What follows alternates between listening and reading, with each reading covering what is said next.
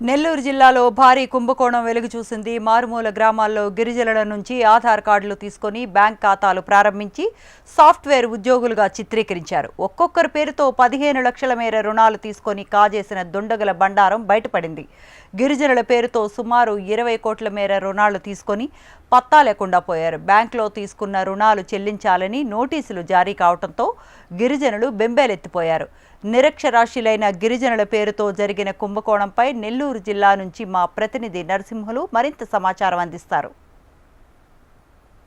నిరుపేదలను అడ్డుపెట్టుకొని కోట్లు క్యామ్ చేసినటువంటి ఒక సంఘటన యాక్సిస్ బ్యాంక్ కేంద్రంగా జరిగింది. అందుకు సంబంధించినటువంటి బాధితులు ఇక్కడ ఉన్నారు. వాళ్ళతో మాట్లాడేటువంటి ఒక ప్రయత్నం చేద్దాం. సార్, ఎలా వచ్చారు? మీ దగ్గర ఎలా తీసుకున్నారు? మా ఊరికి వచ్చి మీకు లోన్లు ఇస్తాము అంటే మాకు 2 లక్షల రూపాయలు లోన్ కలసాలని చెప్పాము. సరే, మీ ఆధార్ కార్డు, పాన్ కార్డు, కొత్తగా సిమ్ కొని మాకు ఒక టీం అన్నారు.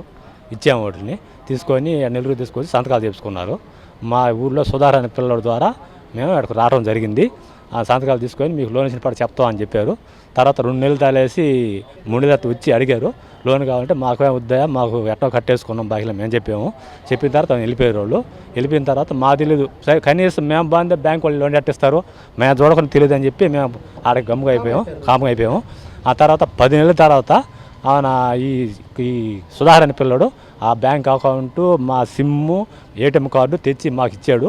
ఏం సుధా మాకు ఇస్తానని అడిగితే ఈ మాకు ఇచ్చి వెళ్ళిపోయారు అన్న వాళ్ళు అని చెప్పాడు. చెప్పిన తర్వాత సరే మేము గమ్మ అయిపోయాం. తర్వాత ఇచ్చిన తర్వాత 4 నెలల తర్వాత మాకు బ్యాంక్ వాళ్ళు మా ఇంటికి రావడం జరిగింది. మీ పేరుతో 14,90,000 బాకీ ఉంది, మీరు కట్టాలని చెప్పి చెప్పారు. మేము తీసుకెళ్ళలేదు, అసలు మేము బ్యాంక్ రాలేదు. ఏం బ్యాంకు, యాక్సిస్ బ్యాంక్ మాకు తెలియదంటే ఏమో మీరు పోయి మీకు ఎవరికి ఊరిపించి వాళ్ళ మీద కంప్లైంట్ ఇచ్చుకోమని చెప్పారు. తర్వాత మేమంటే వాసుదేవన్ అంటే వాసుదేవుడు లేడు, వెళ్ళిపోయాడని చెప్పారు. సరే దేని తెలియదు గమ్ముకొని మళ్ళీ ఇంకోసారి బ్యాంక్ కూడా వచ్చారు. వచ్చిన తర్వాత మేము రిపీట్ కాలేదు, లేదు మెచ్చుకొని చెప్తాను. తర్వాత లాయర్ నోట్స్ వాళ్ళు పంపించారు. పంపించిన తర్వాత మా దిక్కు తెలియక ఎవరు బయటనే కూడా మీరు కట్టాలని బ్యాంక్ వచ్చి దౌర్జన్యం మా మీద చేస్తా అన్నారు. తర్వాత వీలు కాక సార్ వాళ్ళ దగ్గరికి వచ్చాను. ఏం జరిగిందమ్మా? మీ దగ్గరికి ఎలా వచ్చారు? మీ అకౌంట్లో అసలు మీకు ఏ విధంగా చేశారు వాళ్ళు? ఈయన భార్యని సార్, నా పేరు శాషమ్మ, ఎడలూరు మండలం. కానీ వాళ్ళు లోన్ ఇస్తామని చెప్పారంట. నేను లేను, పనికి వెళ్ళి ఉన్నాను. ఏమి ఈయన ఒక రోజు సాయంత్రం 2 రోజుల తర్వాత నాకు చెప్పాడు, సార్ నేను లోన్కి పెట్టుకొని ఉన్నానని. ఎవరితో కూడా పోయామంటే పోట్లూరు సుధాకర్ తీసుకెళ్ళాడని చెప్పారు. నేను తిట్టాను, మనకొద్దు లోన్. మా ఊళ్ళో ఉన్నాడు సార్ ఒక అబ్బాయి ఏజెంట్. ఆ అబ్బాయి లోన్లు గిన్నెలు ఇప్పిస్తుంటాడు. వాళ్ళ ద్వారా బయట వాళ్ళు వస్తారు, అంతేగాని బయట వాళ్ళకి అచ్చంగా అక్కడికి రాలేదు సార్. వాళ్ళ అబ్బాయి వాళ్ళని తీసుకొచ్చాడు. వాళ్ళకి ఎడ తెలుసు ఏమో నాకైతే తెలియదు. సరే లోన్ ఇస్తారు కదా అని పప్పులు ఉన్నాడని ఇతను పోయినట్టున్నాడు. అవును, 3 నెలల తర్వాత నాతో అన్నారు లోన్ వస్తుంది మీకునని. నేను వద్దని చెప్పాను. సరే మీ ఆయనకు కూడా చెప్తానంటే మా ఆయన కూడా వద్దని చెప్పాడు. తర్వాత 10 నెలలు అయిపోయింది సార్. 10 నెలల తర్వాత డబ్బులు కట్టమని బ్యాంక్ నుంచి వచ్చారు. బ్యాంక్ నుంచి వచ్చి అడిగితే బ్యాంక్ వాళ్ళకి నేను తిరుక్కొని అడ్డం తిరిగాను, నాది ఇది తీసుకోలేదని. తీసుకున్నారని వాళ్ళు మమ్మల్ని తిట్టారు. తర్వాత ఏం జరిగిందో ఏమో తెలియక ఇతను బయటకు వెళ్ళి ఉంటే పిలవనంపించి అవును మా సుధాకర్ కనుక తీసుకెళ్ళాము. అడిగితే ఒకసారి బ్యాంక్కి పోయి చెక్ చేసుకోమన్నారు. బ్యాంక్ కాడికి వస్తే బ్యాంకులో డౌన్ తీసుకొని ఉన్నారమ్మా, 15 లక్షల చిల్లర తీసుకొని ఉన్నారని చెప్పారు. ఏం లేదు సార్, ఒక్కసారే సార్ తీసుకున్నారు. ఒక్కసారి అకౌంట్లు ఓపెన్ చేస్తామన్నప్పుడే తీసుకున్నారంట. రూములో ఆధార్ కార్డు, పాన్ కార్డు, కొత్త సిమ్ము తీసుకొని అవును వచ్చారంట. నేనేమో పోలేదు ఆ రోజు. ఆయన పోయాడు సార్. అడిగితే మీరు తీసుకొని ఉన్నారని చెప్పారు. ఇది గిరిజనులు ఏ విధంగా మోసపోయారో వాళ్ళు చెప్తున్నటువంటి మాటలు.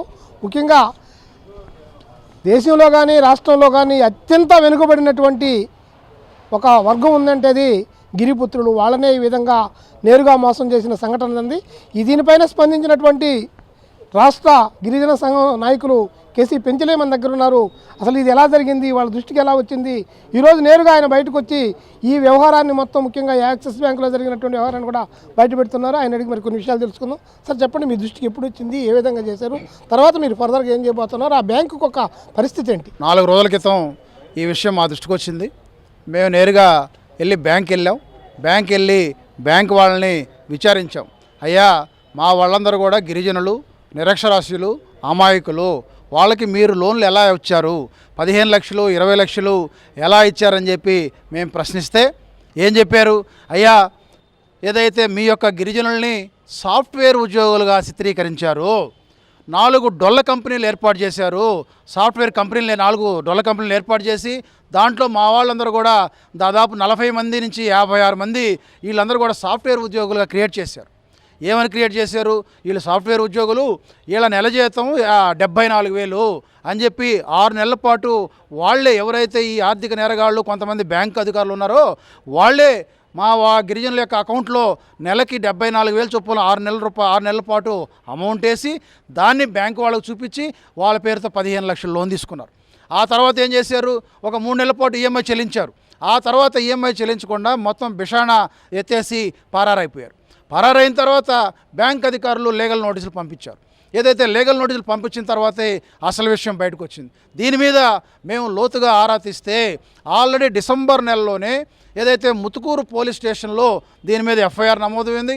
ఆ ఎఫ్ఐఆర్లోనే ఏదైతే బ్యాంక్ అధికారులు సైతం ధృవీకరించారు, ఏమని? బోగస్ కంపెనీలు, డొల్ల కంపెనీలు, బోగస్ డాక్యుమెంట్లు అని చెప్పి ధృవీకరించారు. మరి ఆ ఎఫ్ఐఆర్ నమోదయ్యి 7 నెలలు అవుతున్నా ఇంతవరకు ఎంక్వైరీ కనీసం ఒక్క అడుగు కూడా ముందుకు పడలా. ఏదైతే ప్రధాన ముద్దాయిలైనటువంటి జాలి వాసుదేవ నాయుడు, అల్లా బక్షు, శివ, వెంకట్ అనే వాళ్ళని కనీసం విచారించాల.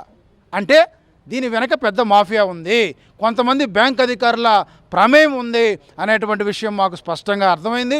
అందుకని మేము దీని మీద 2 రోజుల లోపల జిల్లా అధికార యంత్రం కానీ జిల్లా పోలీస్ యంత్రం కానీ విచారణ జరపాలని చెప్పి కోరుతా ఉన్నాం.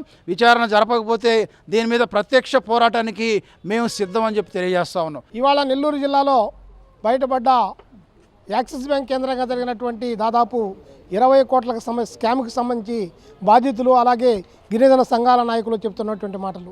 కెమెరా పర్సన్ ప్రవీణ్తో నరసింహులు, హెచ్ఎం టీవీ, నెల్లూరు నుంచి.